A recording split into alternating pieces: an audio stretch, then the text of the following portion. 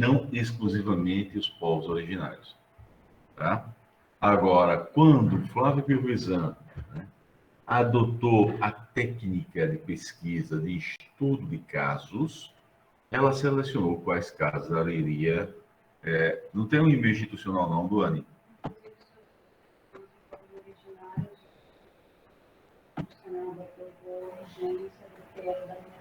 Foi o Senado não, foi a Câmara. Foi. É uma vergonha um negócio desse. Mas vamos lá. Né? Menina, aproveitar e botar no... liga a mano, beijo.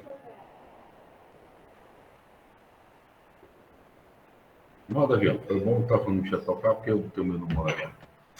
Mas, Duane, tu não tens um e-mail institucional, não? Ah, tá certo. Calma, que travou aqui, eu não estava conseguindo nem abrir o chat, nem o microfone. Tudo bem.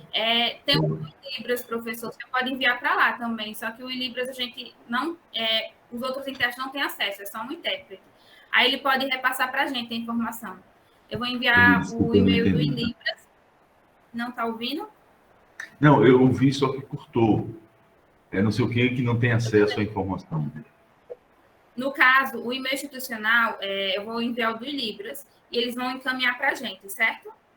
Ok. De uma pessoa responsável. Uhum. Muito bem. Aí você então alerta o pessoal, por favor. Lembra, Ricardo acabou de chegar, que ele hoje vai explicar alguma coisa do caso da Corte Europeia para a gente.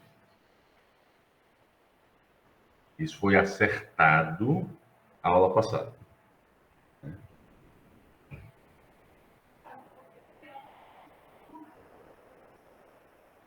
Então, pessoas, como eu estava dizendo, a autora que selecionou quais os casos ela iria analisar e dialogar com quem lesse o texto dela.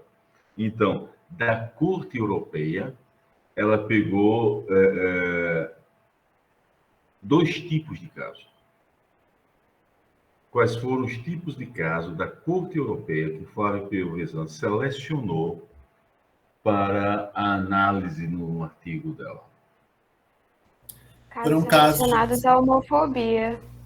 Também, isso é um caso de e o outro. discriminação, no caso do Exército, e a questão dos transexuais.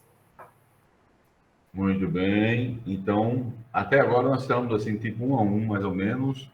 Eu vou juntar Lucas e Milena, né? E a autora selecionou casos que envolvem pessoas homossexuais, sejam masculinas, sejam femininas, e também selecionou o caso de transexuais femininas. Então, casos que envolvem a orientação sexual e a identidade de gênero. Né? Pois bem, e no que diz respeito, vamos começar com o senhor Ricardo. No que diz respeito às decisões da Corte Europeia, Ricardo, o que mais lhe chamou a atenção?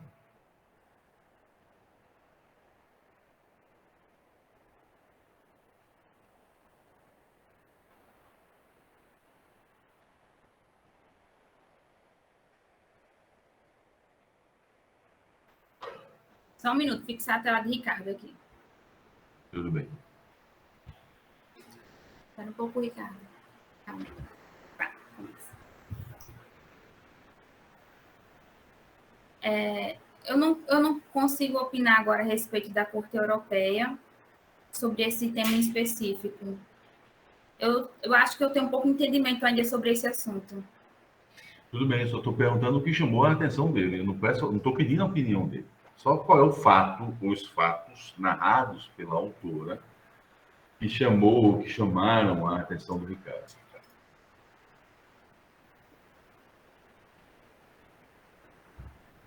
A arte, o tema da arte. Eu fiquei imaginando como seria uma arte para um surdo, né, nesse período, tá entendendo? Como seria o quê?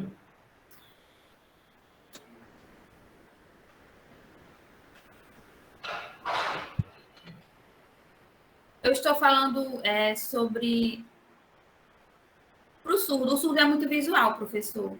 Então, para conseguir entender esse entendimento artístico, de se expressar.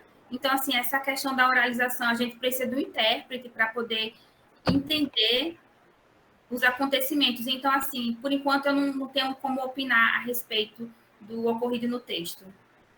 Ô, Duane, me tira uma dúvida, então, por gentileza. Vocês têm que traduzir o texto para o Ricardo, é isso? Professor, Jussiara, você está me ouvindo? Estou Para fazer sim. a tradução? Não, Jussiara, outra intérprete. Ah, Acho que ela não... Tô ouvindo, Duane. Você consegue fazer a interpretação para não precisar fazer bimodal? Tá. fala, Jussiara. Professor, o senhor, para o texto, no caso, o senhor precisa enviar com a antecedência para o CIA, no site do CIA. A gente pode encaminhar o link para o senhor. Não sei se foi informado da aula passada, porque eu estou chegando hoje. Na segunda-feira é outro intérprete. Tem um formulário para ser preenchido para enviar os textos e materiais de tradução.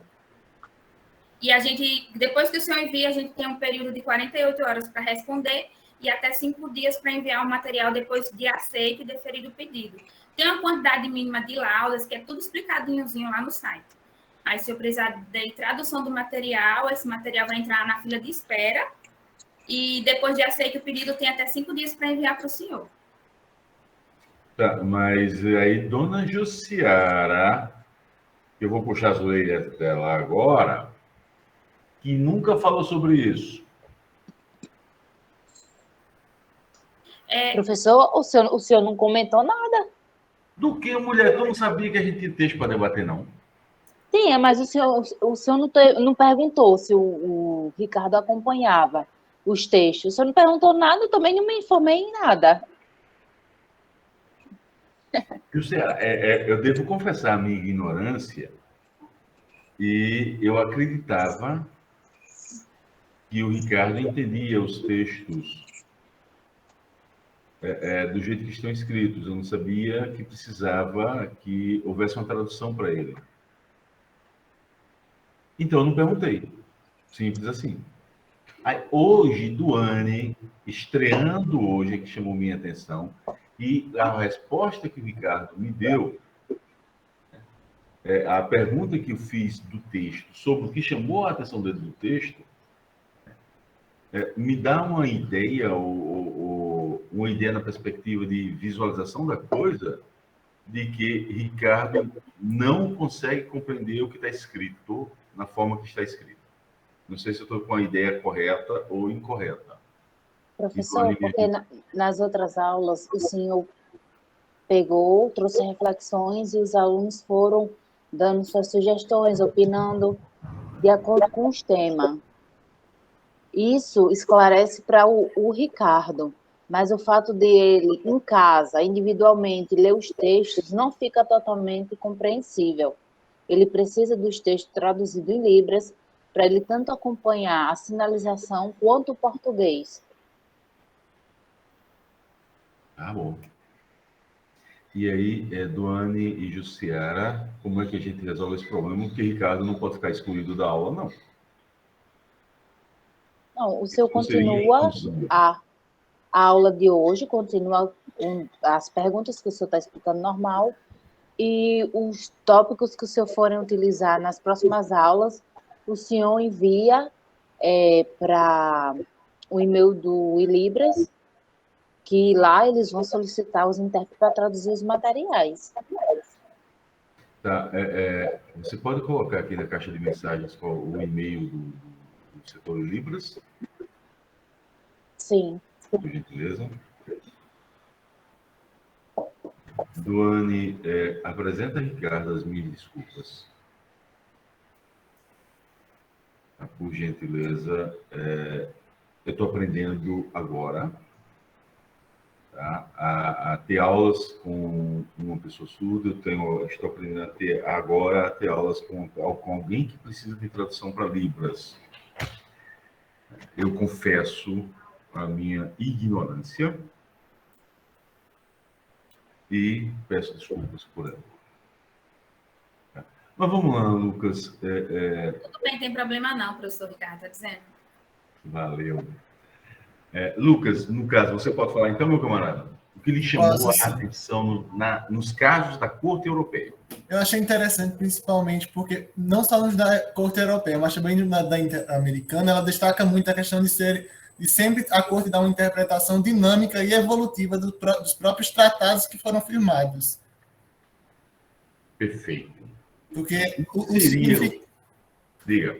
o significado mesmo, por exemplo, quando ela fala, por exemplo, do direito à vida pessoal, do direito à proteção à justiça, proteção judiciária, esses termos vão se alargando de caso a caso, basicamente. De acordo com o caso concreto, apresenta-se uma solução. Show, Ricardo. Lucas. E o que é que você entende, Lucas, por, aspas, uma interpretação dinâmica e evolutiva? Eu entendo que é uma interpretação que ela não está congelada no tempo, que ela evolui de acordo com as circunstâncias e a compreensão social desses direitos. Muito bem. Alguém gostaria de falar sobre a sua interpretação de uma interpretação dinâmica e evolutiva? Ou a sua compreensão de uma interpretação dinâmica e evolutiva?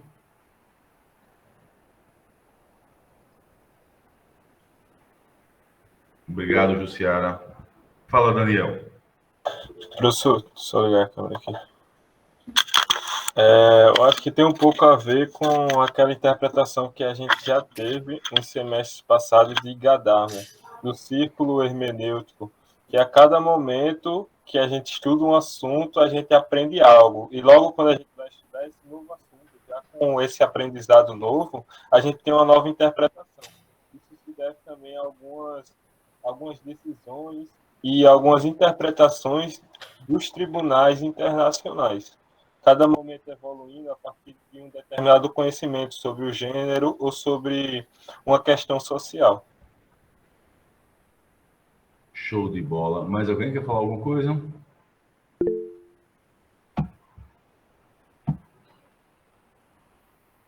Meu computador travou. Sua imagem travou aqui também. Ouvindo sim. Meu computador está travado aqui. Ouvindo sim, ó. O áudio está bom. Só a imagem que travou. Destravou, eu acho.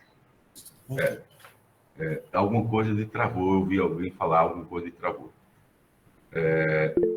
Eu acho que... Alguém levantou a mão. Jonathan. Fala, Jonathan. Eu queria também dar uma contribuição nessas falas que a gente está dando agora, né? Que, nesses casos, a interpretação, além de evolutiva, também é bem progressista, né? Vai deixando o conservadorismo que esteve intrínseco na sociedade por muito tempo. E o que eu também achei bem interessante é que vai além das fronteiras. Dentro do território, nós estamos vendo que as decisões geralmente não são tão assim progressistas. Mas quando vai a um termo mais universal, na Corte Europeia, aí sim. Então, os direitos estão sendo garantidos dos tratados internacionais. Show. Mais alguém?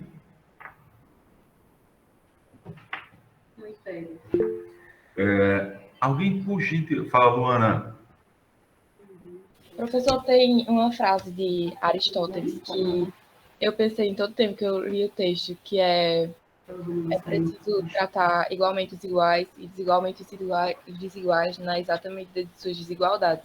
Eu achei muito interessante ficar vendo durante o texto que, tipo assim, antes as pessoas achavam que a igualdade formal ela era suficiente para tratar desigualmente os desiguais, sendo que, conforme foi avançando o pensamento no direito, as pessoas foram percebendo a pluralidade das pessoas e começaram a tratar o direito como na busca por uma igualdade material, né? E aí foi muito interessante ver o avanço até da jurisprudência nisso, porque foi evolutiva e progressista, como os meninos falaram, e na busca de tratar desigualmente os iguais, como Aristóteles, há muitos anos, falou. É muito legal, apesar de ter demorado tanto, finalmente a gente esteja alcançando esse avanço. Muito bem. Alguém pode trazer o conceito de equidade na perspectiva do que falou a Luana? Fala, Lucas.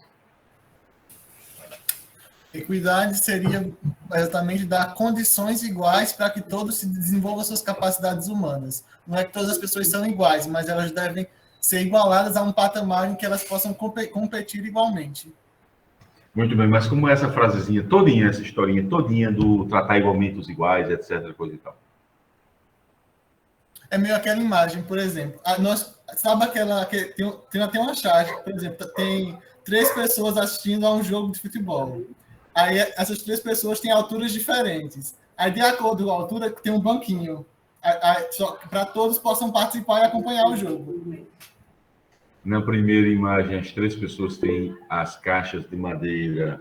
Não tem caixas. Do mesmo tamanho, que a pessoa mais alta fique muito acima do muro, né, que é uma cerca, na verdade, e a pessoa mais baixa, o guri mais baixo, não consegue ver porra nenhuma, porque ele é muito baixinho, ele não consegue ver do outro lado. Então, fala, Daniel. Bom dia, professor. Não vou poder ligar a câmera não, porque se eu ligar, a internet cai aqui. Mas o conceito de equidade está ligado basicamente ao conceito de justiça. Você dá a cada um aquilo que lhe convém. Seria tratar os iguais como os iguais, diferentes como diferentes. Eu acho que é isso, basicamente. É mais ou menos por aí, gente, mas vamos lá. A gente tem, na perspectiva dos direitos humanos, tá? Nós temos um seríssimo problema com essa concepção de equidade. E qual é esse seríssimo problema? Para os direitos humanos, e isso vocês aprenderam desde o semestre passado, desigualdade é sempre, e não há exceção a esta regra, algo negativo. Então, tratar igualmente os iguais e desigualmente os desiguais, e não tratar igualmente os iguais e diferentemente os diferentes, e aí eu estou pegando do jeito e com as palavras que foram escritas, tá? Não na interpretação que eu faço, substituindo desigual e suas variantes, variáveis, por diferentes. Tá? Porque, repito, se para direitos humanos qualquer tratamento de desigualdade é um tratamento que diminui a pessoa, logo nós jamais podemos defender que tratem-se igualmente os iguais e desigualmente os desiguais, na medida em que aqueles se igualam e que estes se desigualam. Né? A frasezinha máxima toda, o texto completo é esse aí. Então, repetindo, tratar igualmente os iguais e desigualmente os desiguais, na medida em que aqueles se igualam e estes se desigualam. Se eu pego isso para o direito penal, tá show de bola. O direito penal não tem nenhum problema com isso. Né? E é um princípio do Estado de Direito. Vocês aprenderam lá em Introdução ao Direito, não foi nem em Direito Penal, quer dizer, vocês começaram com o Direito Penal 1 agora, né? Muito bem. Não foi nem nas aulas da primeira semana de Direito Penal, vocês aprenderam isso lá em Introdução ao Direito, né? Porque, obviamente, não se aplica só ao direito penal, a dosimetria da ação jurídico-positiva, ou a dosimetria da interpretação e aplicação da norma, que algumas pessoas entendem equivocadamente e se limita ao campo do direito penal, porque vocês já aprenderam em direito penal que existe uma coisa, um princípio chamado dosimetria das penas. Então, eu tenho que levar em consideração uma série de fatores para aplicar a pena. Beijos para ela. Beijos saudosos para ela. Mas vamos lá. Primeira coisa. Quem praticou o crime? Existe redação de dispositivo legal mais cebosa de que a redação do artigo 121 do Código Penal Brasileiro? Eu não sei se vocês já chegaram, pelo menos por curiosidade, em termos de conteúdo de disciplina, eu sei que não. Mas se vocês já chegaram a ler, só para refletir como não se redige uma porcaria de um dispositivo legal. Artigo 121, eu vou transcrever aqui na caixa de mensagens, para aquelas pessoas que não conhecem ainda.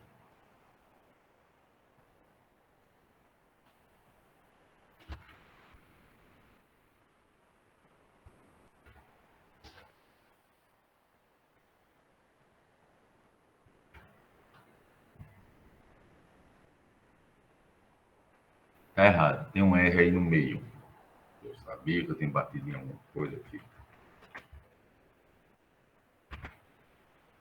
Agora tá certo.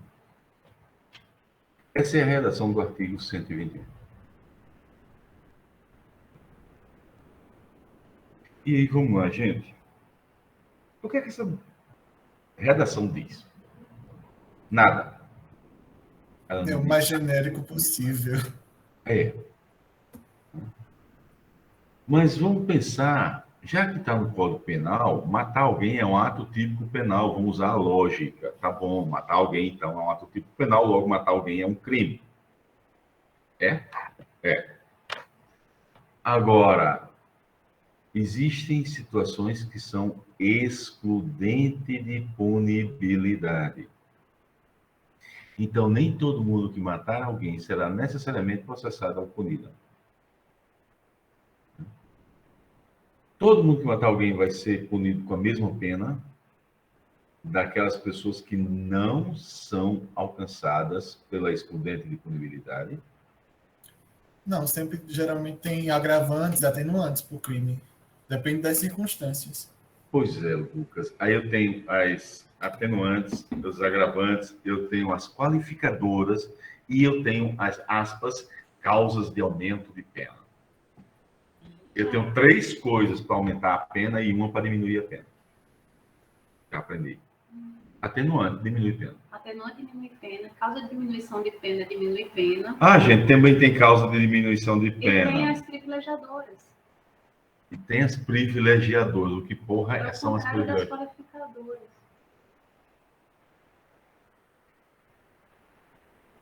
Por exemplo, Quando eu era estudante de Direito, tá? Quem dava aula de Direito Penal para mim, na minha turma, era o monitor. O professor ficava dormindo na sala de aula. Era um cidadão mais idoso. Ele chegava na sala de aula e ia dormir. E o monitor ficava dando aula. O monitor hoje é juiz do trabalho.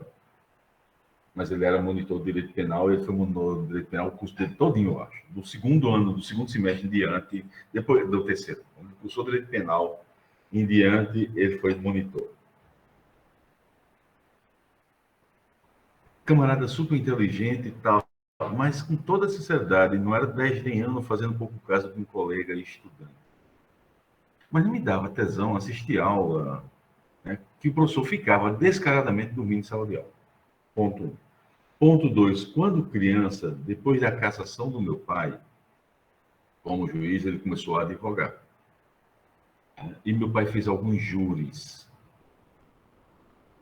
E eu tinha uma aversão a júri. Eu tenho ainda hoje uma aversão a júri terrível. Então, eu associava júri a direito penal, obviamente. Então, eu detestava direito penal. Derna de criança.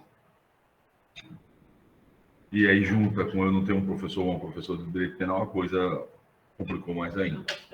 Aí eu não aprendi um monte de coisa. Mas tia Michele, né, a autora que, imitando Rita, deu a paulada na minha cabeça, ela me deu uma facada, ela deu uma paulada. Aí eu retirei a queixa depois. Mas tia Michele é professora de direito penal. Aí ela agora está me dizendo uma novidade que eu nunca imaginei. Tem as circunstâncias, como é? Diminuidores de pena? Privilégios. Causas, como é? privilegiadoras. É causas privilegiadoras? Não. É o quê? Só privilegiadoras? É feito qualificador. Qualificadora, privilegiadora. Muito bem. O nome do troço, que é a oposição à qualificadora, é privilégio. Então, eu tenho atenuantes, eu tenho causas de diminuição de pena e eu tenho privilegiadoras. Essas 3 coisas para baixar a pena. Para subir a pena, eu tenho as qualificadoras, as agravantes e as que eu acabei de falar. Ou majorantes. Ou causas majorais. Majorantes. Majorantes. Causa de aumento. A Ou fila, tá majorantes. vendo que aqui dá pega a fila, Ricardo? A gente entende errado. Hein? Ou você fala causa de aumento, ou você fala majorante. Ou você fala causas de aumento, ou você fala majorante. Então, da 3-3 empatou o jogo. Pronto, beleza. E isso tudo tem que ser levado em consideração na hora da fixação da pena.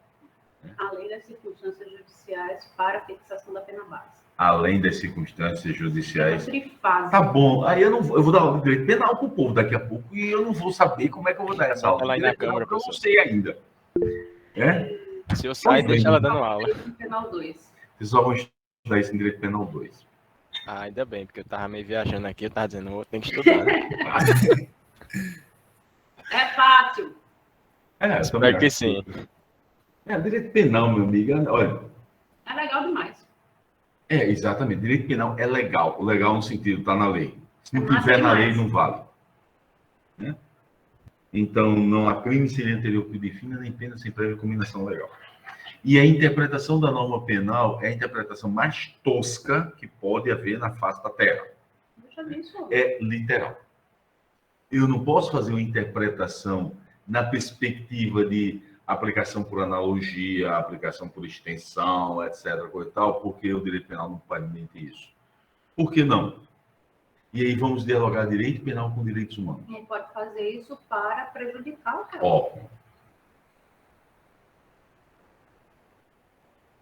Sim, eu estou esperando o princípio da legalidade. Davi Ximenes, o que é que você entende do princípio da legalidade? Não, é porque foi um comentário que você tinha dito que o direito penal é legal. Aí eu falei do princípio da legalidade, mas assim, foi só uma brincadeira. Mas assim, o que eu entendo pelo princípio da legalidade é de que pronto, é aquilo que a gente está falando. Ninguém pode ser punido por algo que não está na lei e o Estado não pode agir por algo que não está na lei. Deu para entender um pouco a diferença? Sim. Por exemplo, eu posso fazer tudo o que eu quero desde que não tenha algo que diz que eu não posso na lei. Já o Estado, ele só deve fazer o que está na lei. Te ilude!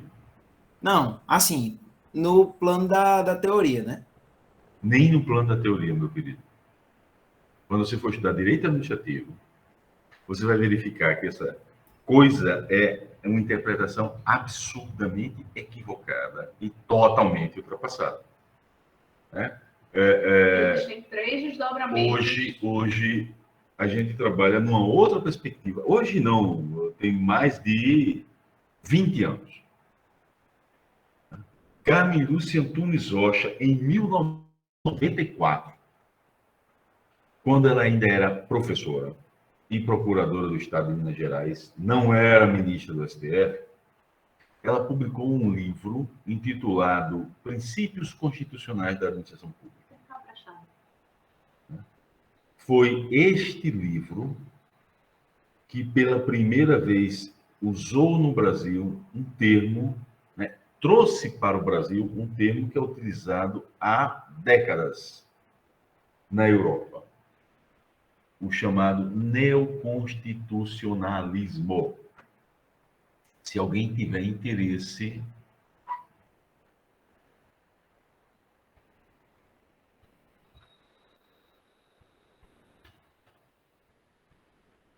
eu recomendo a leitura desse texto.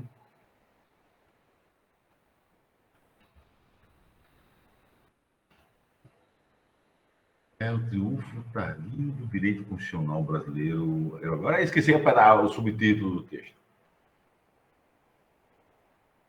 É um texto de Luiz Roberto Barroso, escrito na época que a gente tinha crush em Luiz Roberto Barroso. Mas depois que ele virou ministro do STF, ele começou a tomar algumas decisões, aí a gente passou a ter ranço de Luiz Roberto Barroso. Assim como a gente passou a ter ranço de Carmen Lúcia Antunes Rocha. Mas vamos lá. Neoconstitucional, eu acho que mas eu posso estar errado. Tem algo a ver com a aplicação direta de princípios, né? Esse artigo já hoje, é de Lenin Streck. E ele faz um comentário.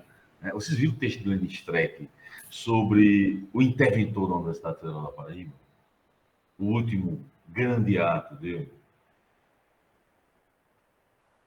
Ele se utilizou da lei de cotas para, como professor titular, que não recebe menos que R$18.000 por mês, e reitor da Universidade Federal da Paraíba, DAS 1, Então, ele não recebe menos que 30 mil reais por mês.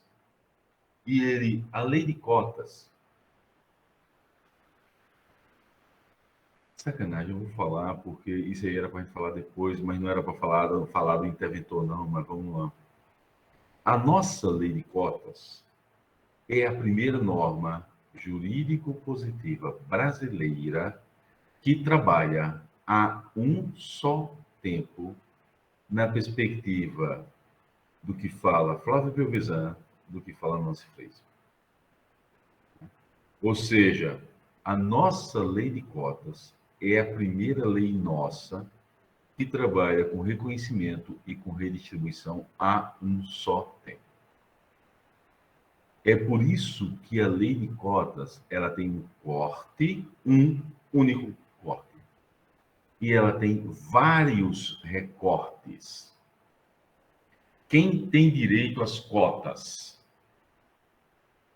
A regra básica é a questão socioeconômica. E aí a lei trabalha com redistribuição. Dentro das cotas econômicas, eu sou negro, como diz o outro, eu sou preto ritinho, da cor do meu computador. Mas eu estudei a minha vida toda em escolas privadas e não era bolsista. Eu tenho direito a cotas étnico-raciais? Não. Porque o corte é socioeconômico. O recorte é que é étnico. Então, o fato de ter estudado em escola pública é recorte, não é corte. A minha condição socioeconômica pretérita de 30, 35, 40 anos atrás é absolutamente irrelevante. Eu, quando era, como diz o outro, criança pequena lá em Monteiro, eu estudei em escola pública. É óbvio, não tem nem escola privada em Monteiro, em 1960. Então, como é que eu ia estudar em escola privada? Se não havia sequer escola privada na cidade onde a gente circunstancialmente morava. Então, eu não posso invocar o fato de ter sido egresso, ou de ser, melhor dizendo, egresso de escola pública, né? Mesmo que eu tenha estudado a minha vida toda em escola pública, hoje não. Hoje eu sou um professor, doutor, titular. Eu não posso invocar o meu passado para dizer eu tenho direito às cotas no recorte de escola pública. Mas vamos lá. Aí o Lênin Streck escreveu um artigo que foi publicado, foi divulgado hoje, no Conju.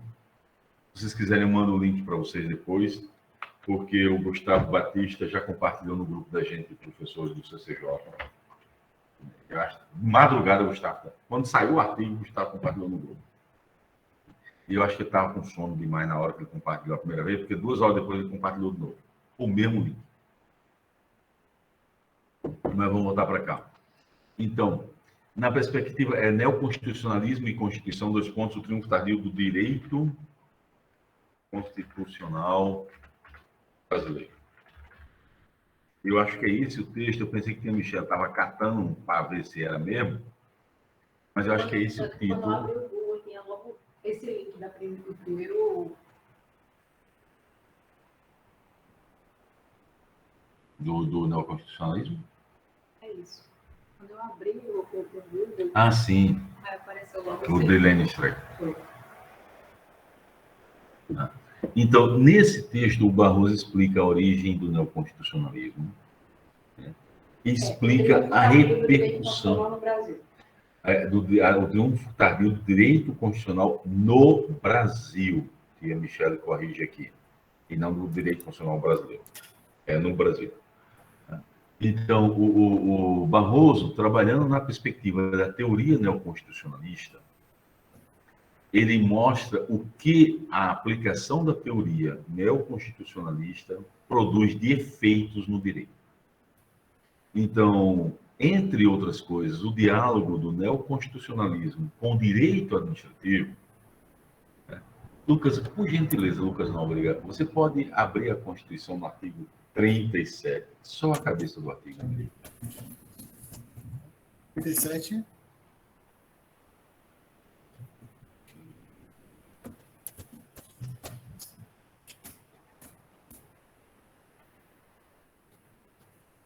Administração pública, direta e indireta, de qualquer dos poderes da União, dos Estados, do Distrito Federal e dos municípios, obedecerá aos princípios da legalidade, impessoalidade, moralidade, publicidade, eficiência e também, aí depois ele segue com vários itens. Muito bem. Então, nós temos os 5 princípios gerais para a administração pública estabelecidos no caput do artigo 37. Não que nós só tenhamos esses 5 princípios gerais. Temos muitos outros. No artigo 5º, inclusive, temos alguns. Né? No artigo 1º, nós temos 2. Mas vamos lá. Tem princípios implícitos também, né, professor? Sim, tem os explícitos e os implícitos. A partir do livro da Carmen Luiz Antunes Rocha, refletindo, tentando acompanhar o raciocínio dela, eu identifico 134 princípios específicos, explícitos e implícitos, né? E 26 princípios gerais, também explícitos ou implícitos. Mas vamos lá, eu também batizei o bichinho, é claro, a maioria deles que eu identifiquei, eu batizei, outros eu não identifiquei não, que já estavam identificados, eu segui a nomenclatura que estava. Mas vamos lá. Então, eu tenho um princípio da legalidade constitucionalmente estabelecido, que é unicamente o que está no caput do artigo 37. E a Constituição nominalmente diz princípio da legalidade, princípio da impessoalidade, princípio da moralidade, etc, etc, etc. O que tem muito agora é a aplicação direta dos princípios no neoconstitucional. Mas você vai trabalhando no neoconstitucionalismo, você vai encontrar, Lucas, uma decisão do Tribunal de Justiça de São Paulo, a pioneira do Brasil, a julgar uma ação de imoralidade administrativa. Quando vocês forem estudar direito administrativo, vocês vão saber que o princípio da moralidade, ele é uma construção do direito administrativo francês. Como é que se pronuncia, Michel, o nome de Jean-Maurice de Arriot? Jean-Maurice Arriot. Bitinho e tudo bem. Então, não é? Jean-Maurice... Jean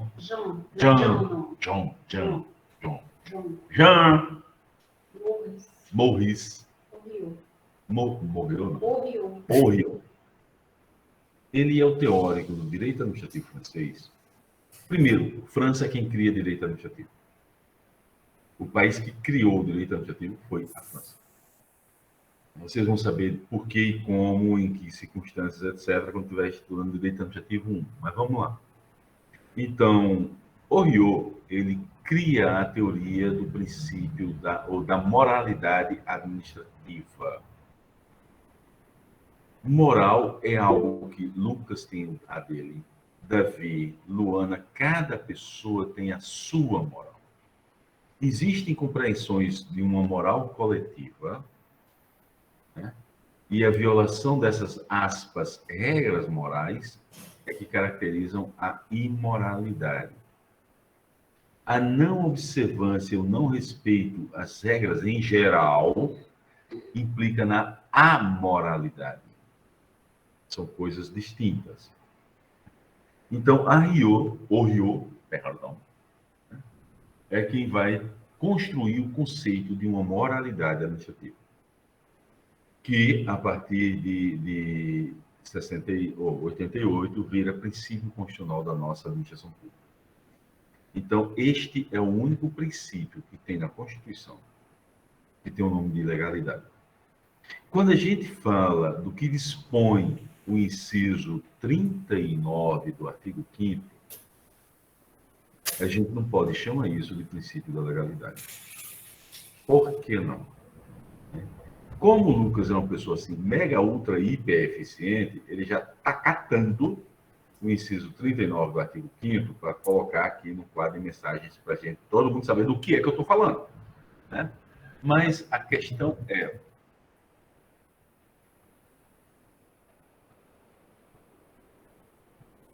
Peraí que, gente, que eu estou vendo que Duane escreveu alguma coisa aqui para mim, eu vou copiar, vocês copiar isso aqui, porque não salva mais, não grava mais nada, e joga lá no documento Word. Mas voltemos para o que eu estava falando, desculpem a interrupção.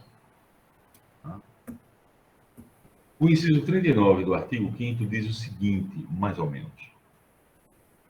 Não há crime sem lei anterior que o defina, nem pena, o Lucas já colocou aqui, sem prévia combinação legal. Algumas pessoas chamam isso de princípio da legalidade penal. Porque eu não posso dizer que é princípio da legalidade como regra geral, porque não é este inciso que traz o princípio da legalidade como regra geral.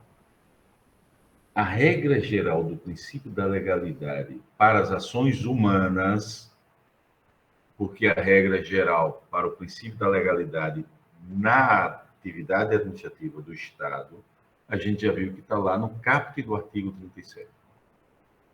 Mas para a gente, para nós, pessoas físicas, né, o princípio da legalidade está no inciso 2 do mesmo artigo 35.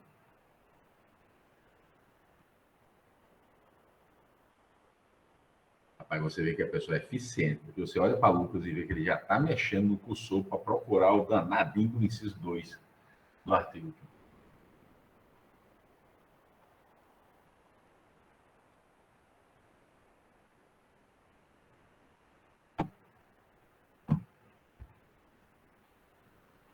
Devo dizer que a gente já falou. É o 35, professor, não é do outro, não? É o 2. Que artigo? Do 5º. Sim. É do 35.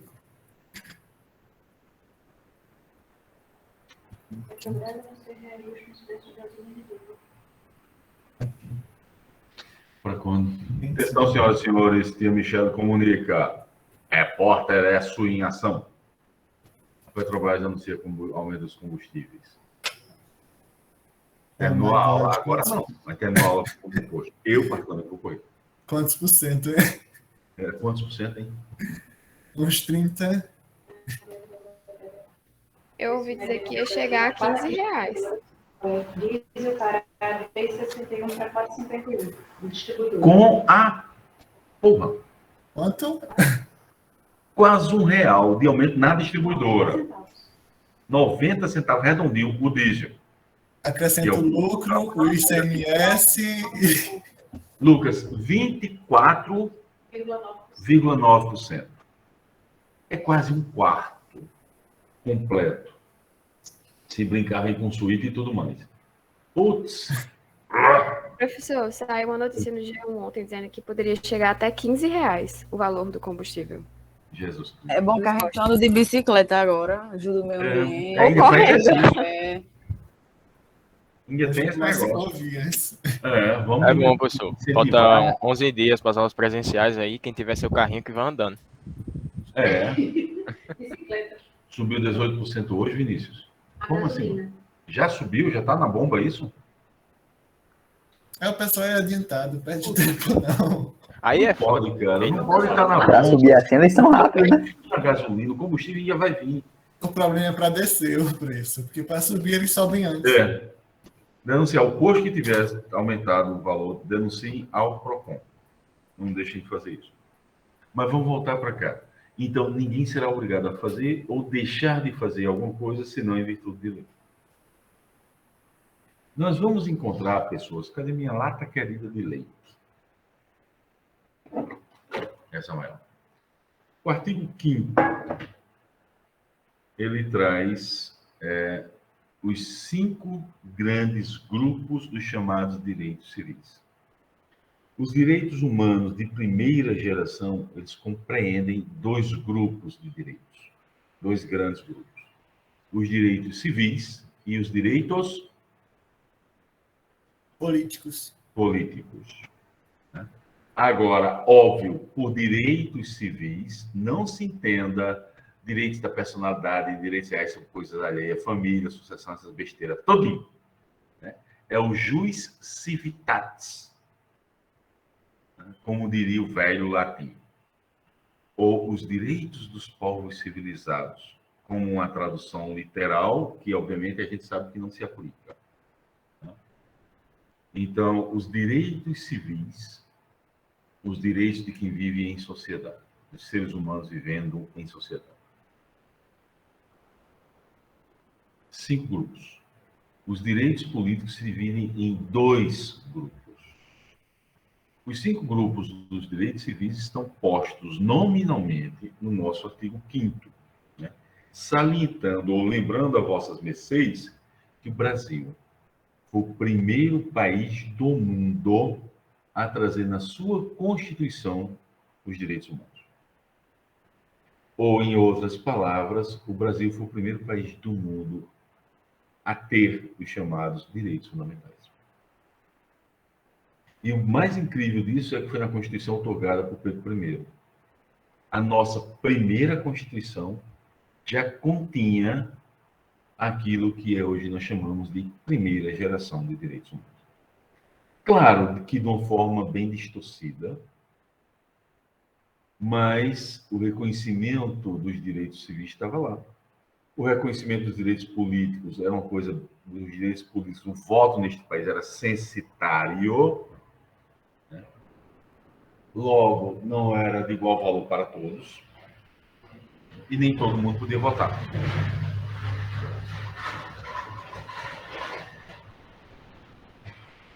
O bichinho está puxando um caminhão, puxando um trator, sei lá o quê, bem barulhento. Voltemos para cá. A segunda geração dos direitos humanos compreendem quais direitos? E o diesel, Daniel, quanto é que está, cara? Eu paguei 5,57 a última vez que eu abasteci. Obviamente no posto Dois Irmãos, lá embaixo, em frente à estação ferroviária.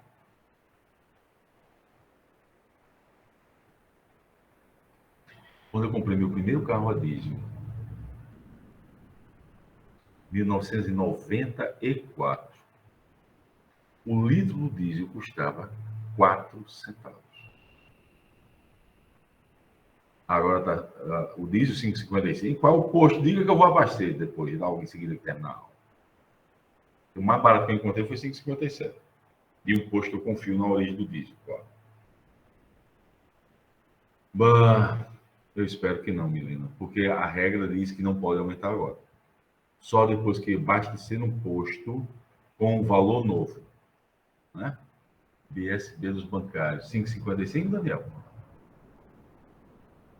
Gente, eu vou ter que ir aos bancários. Professor, mas sabe como é a máfia daqui dos postos de gasolina de uma pessoa, né? Aumenta e não baixa. Mas aí onde é que está? A gente denuncia o PROCON, aos PROCONs. E a gente não pode assistir passivamente isso aí. Então, voltando, quais são os 3 direitos ou grupos de direitos? Onde é o posto de combustível Ferrari? Professor, esse link aí que eu estou mandando é um link do...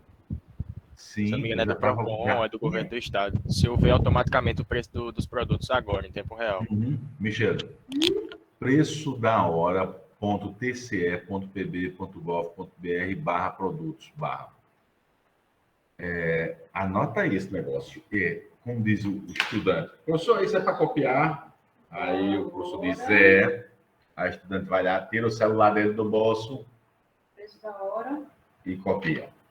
Já tirei a foto. Já copiei aqui. Sei não. Voltemos. Ninguém respondeu a minha pergunta ainda. Quais são os 3 grandes grupos de direitos da segunda geração de direitos humanos? São os sociais, econômicos e culturais, né? Exatamente. Pesquisa. Né? Então, os direitos culturais, econômicos e sociais, ou a ordem qualquer um não altera muito. No nosso caso específico, Brasil, a Constituição Federal, no que se fala em positivação dos direitos humanos ou direitos fundamentais, a nossa Constituição traz um terço dos direitos humanos de segunda geração elencados de forma exaustiva. a desgraça só reconhece aqueles, no artigo 6º. Lembrando, antes que Lucas fale, que o artigo 6º já sofreu 3 alterações. Porque a redação originária, só para vocês terem ideia,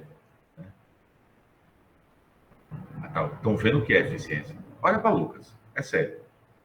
Rapaz, estou dizendo mesmo, palmas para Lucas.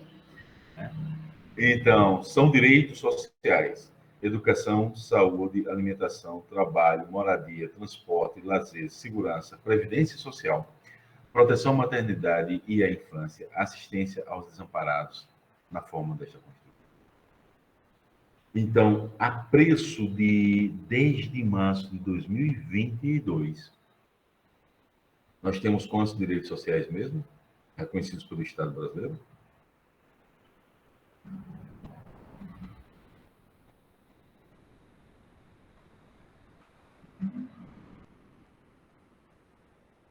Educação. É só ver quantas vírgulas tem. O aplicativo é bem levinho. Educação, ótimo. Saúde, alimentação, trabalho, moradia, transporte, lazer, segurança, previdência social, proteção à maternidade, proteção à infância e assistência aos desamparados.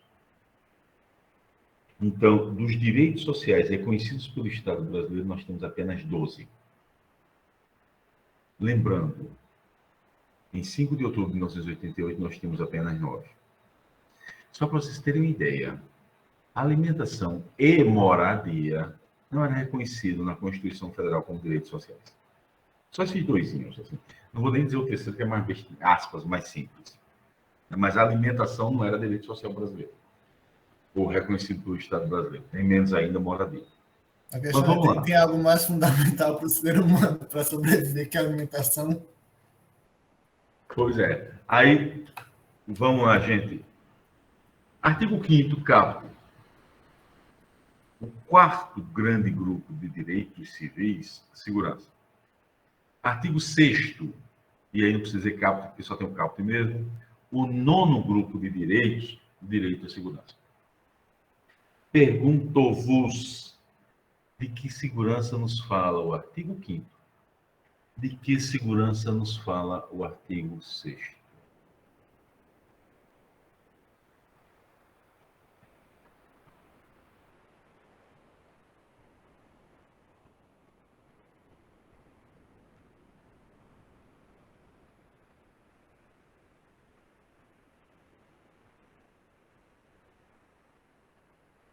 Yasmin, responde. Yasmin Sayara. Oi, professor, pode repetir a pergunta? De que segurança se trata, ou trata, perdão, de que segurança trata o artigo 5º, de que segurança trata o artigo 6º? Ambos da Constituição, é óbvio.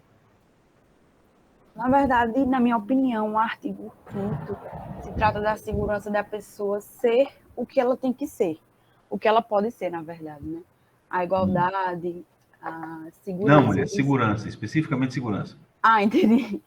Segurança no geral, segurança de ir até a esquina, segurança de poder falar da liberdade de expressão, eu acho que, na minha opinião, é isso. E o artigo 6º, qual é a segurança?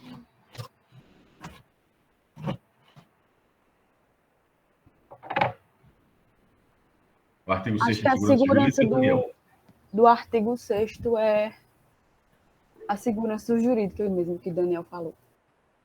Muito bem. Alguém quer falar algum? Fala, Lucas.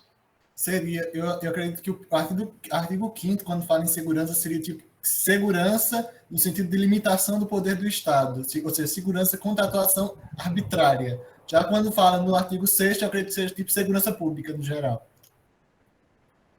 E o que seria essa segurança do artigo 5º, então? Que nome você daria? Eu não tenho um termo, mas eu diria que é segurança contra o arbítrio. É segurança no sentido de que o Estado não faz nada, senão com base na lei. De novo.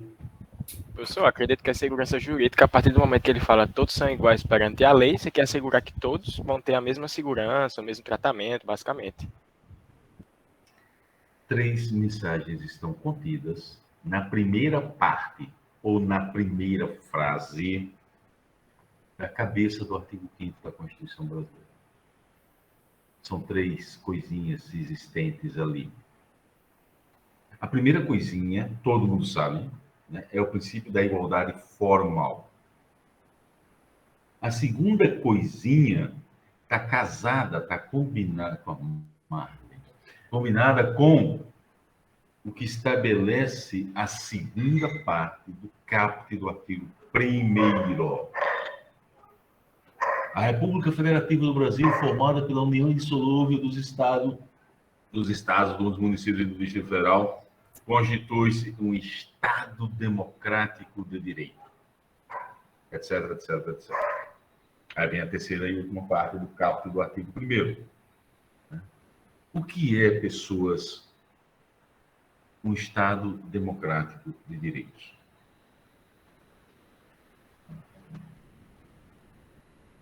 Se eu colocasse numa prova a pergunta, explique em não mais de 10 linhas, não mais que 5 linhas, sua compreensão do que vem a ser, aspas, Estado democrático de direito.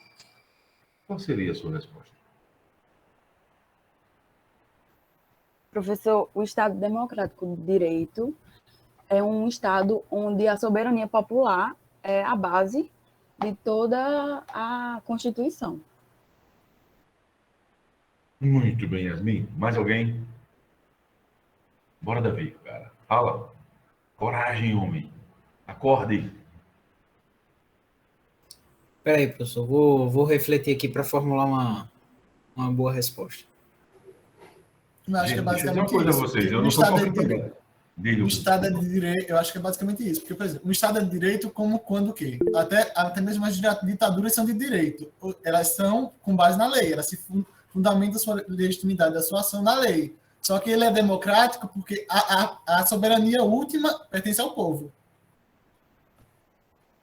Estado de direito, qualquer Estado, obrigatoriamente, o S não é um Estado. Agora, nem todo Estado de direito é um Estado democrático. É esse o caminho Milena segue. Yasmin começou, Lucas continuou. Segue nesse caminho, Milena, por gentileza. Vai. Que caminho, professor? Porque eu acho que eu ia falar outra coisa.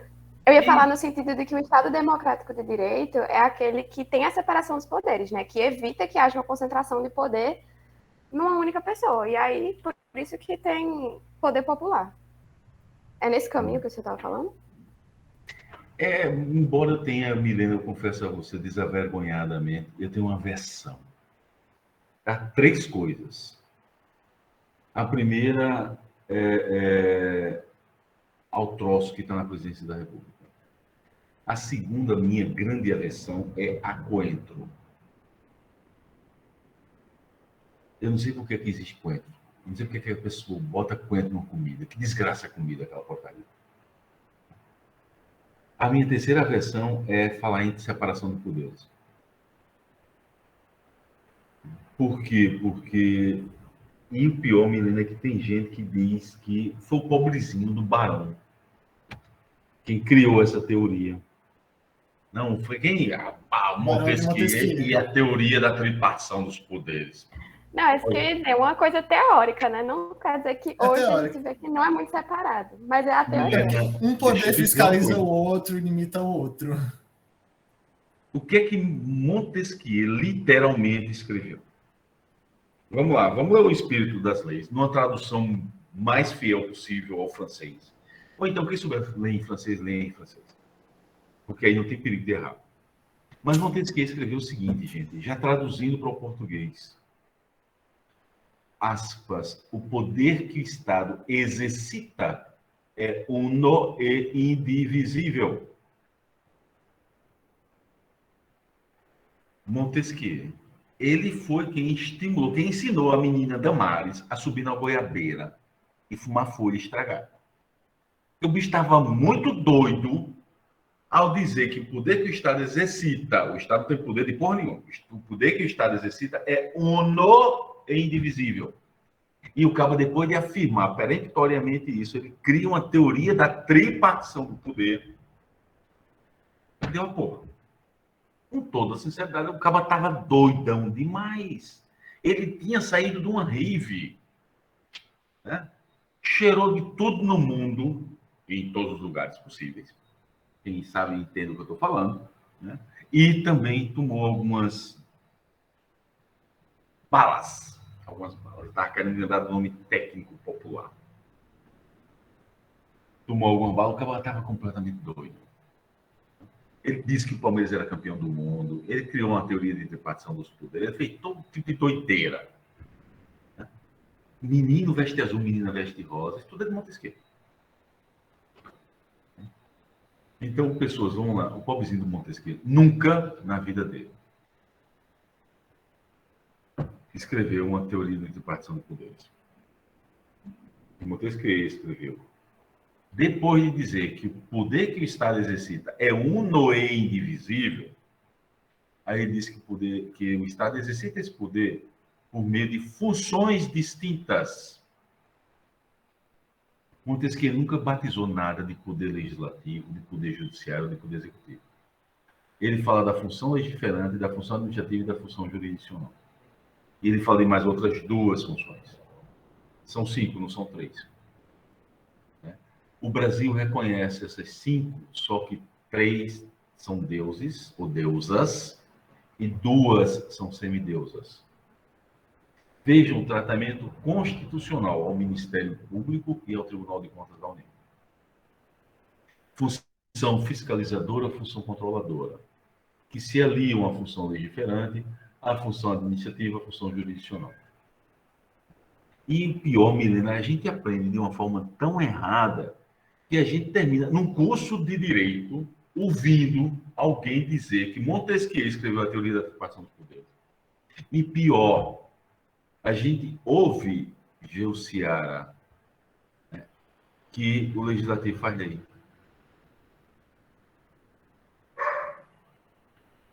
Qual é a única hipótese de um legislativo aprovar uma lei existente no Brasil de hoje? A única, uma sozinha.